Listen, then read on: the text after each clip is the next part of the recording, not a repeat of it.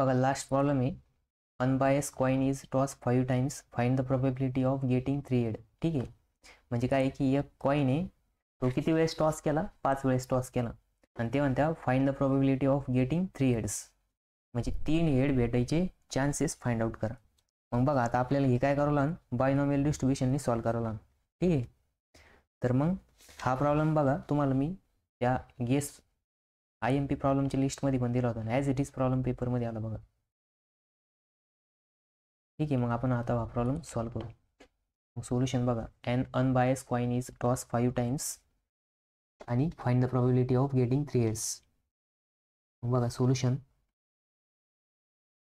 Coin किती वेळेस toss केला तर 5 वेळेस, नंबर ऑफ ट्रायल किती आहे तर 5, म्हणजे n इक्वल्स टू किती दिलेले आपल्याला 5 दिलेले. ठीक आहे, मग बघा आता ज्यावेळेस आपण कॉइन टॉस करतो त्यावेळेस त्याची हेड येण्याचे चान्सेस किती राहतात, 50% राहतात. म्हणजेच सिंगल ट्रायलमध्ये इथं लिहा वाटलं तर फॉर सिंगल ट्रायल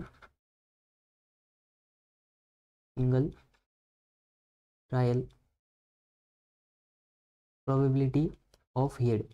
आता बघा आपण प्रोबेबिलिटी ऑफ हेड किती, हेड म्हणजेच पी घेतलंय म्हणजेच सक्सेस आपल्या याच्यानुसार फॉर्म्युल्यानुसार, मग ती किती राहते 1/2 राहते. 1/2 म्हणजेच काय 0.5 म्हणजेच 50%. ठीक आहे, मग आता प्रोबेबिलिटी ऑफ हेड येण्याचे चान्सेस जर 50% असेल तर न येण्याचे चान्सेस किती राहील, 50% राहील. ठीक आहे, म्हणजेच क्यू इक्वल्स टू किती आहे 1 - p.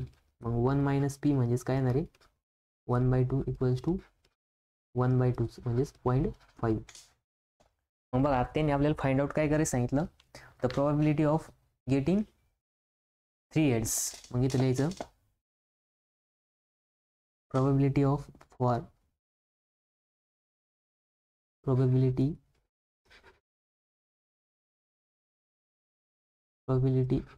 Getting 3 head. आता प्रोबेबिलिटी ऑफ गेटिंग 3 हेड सांगितलंय फक्त. ठीक आहे, तर 3 हेड म्हटल्यानंतर ना काय पुट करायचं आता पी ऑफ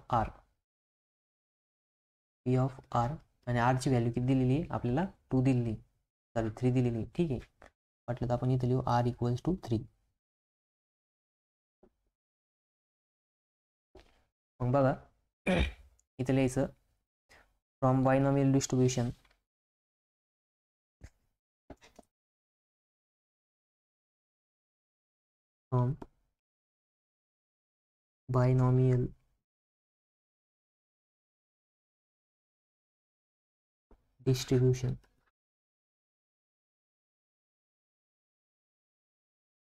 मग फॉर्म्युला काय आहे, P of R equals to NCR P raise to R Q raise to N minus R.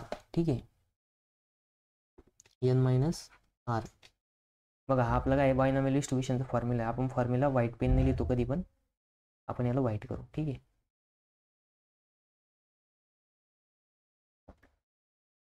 मग आता फॉर्म्युला, आता या फॉर्म्युल्यामध्ये पुट करा मग व्हॅल्यू. आपल्याला P of R equals to 3 दिलेलं आहे, म्हणजे आपल्याला काय पी ऑफ 3 फाइंड आउट करायचं आहे.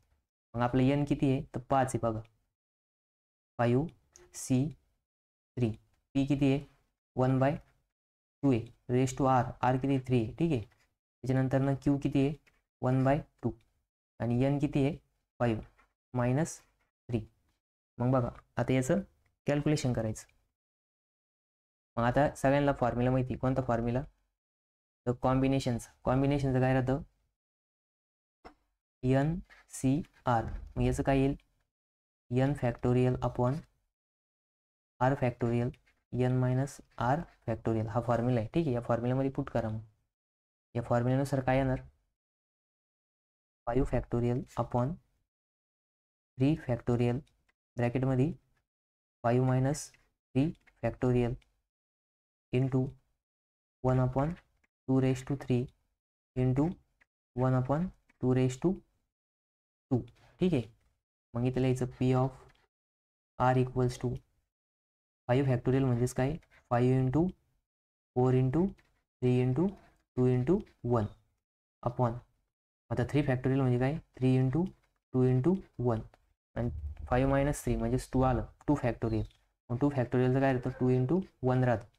ठीक आहे into 1/2 raise to 3 into 1/2 raise to 2. ठीक आहे. मग इथं बघा काय काय कट होतं. तर कट बघा हा 3 हा 2 हा 3 हा 2 2 2चा 1 आणि 2 2चा 4. ठीक आहे. म्हणजे वरती काय राहिलं 5 इंटू 2 राहिलं फक्त 5 इंटू 2 नंतर मल्टिप्लाय 1/2 रेस टू 3 आणि 1/2 रेस टू 2. मग बघा आता 1/2 रेस टू 3 आणि 1/2 रेस टू 2 जर केलं तर त्याचा आन्सर येतं बघा कॅल्क्युलेटरमध्ये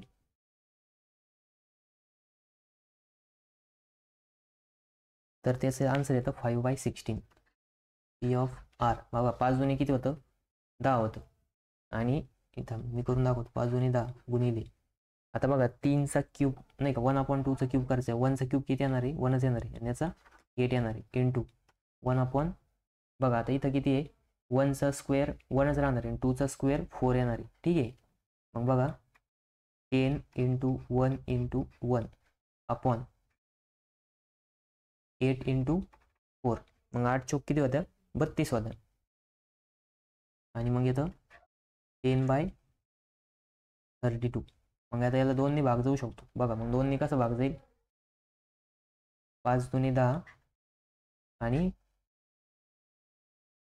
16 दुनी 32. ठीक आहे. मग आपलं पी ऑफ 3 इक्वल्स टू 5/16. बघा इथं 5 आहे. ठीक आहे. म्हणजे आपलं फायनल आन्सर किती आलं 5/16 आलं. ठीक आहे. हे आपलं फायनल आन्सर आहे. मग बघा पहिला क्वेश्चन आपण सॉल्व्ह केला सगळा तर ज्यांचे असे आन्सर आलेले असेल त्यांना आउट ऑफ मार्क भेटतील 2 पैकी 2. ठीक आहे. म्हणजेच पहिल्या क्वेश्चनमध्ये 10 पैकी 10 मार्क पडतील. बघा हा फर्स्ट क्वेश्चन होता. त्याच्यानंतर ना आपण याच्या आधीचे क्वेश्चन पण सॉल्व्ह केले. ठीक आहे.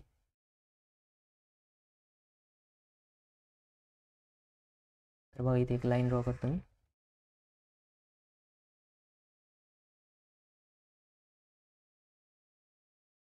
बघा हा काय होता लास्टचा क्वेश्चन होता जी. तर बघा आपण कोणते कोणते क्वेश्चन सॉल्व्ह केले सगळे क्वेश्चन सॉल्व्ह केले बघा. हा काय रूटचा होता रूट बिलॉंग करते की नाही. ठीक आहे. त्याच्यानंतर ना त्याच्या आधीचा होता बायसेक्शन मेथडचा. त्याच्यानंतर ना त्याच्या आधी आपला हा ऑर्डर आणि डिग्रीचा क्वेश्चन होता. त्याच्यानंतर ना हा डेफिनाइट इंटिग्रलचा होता.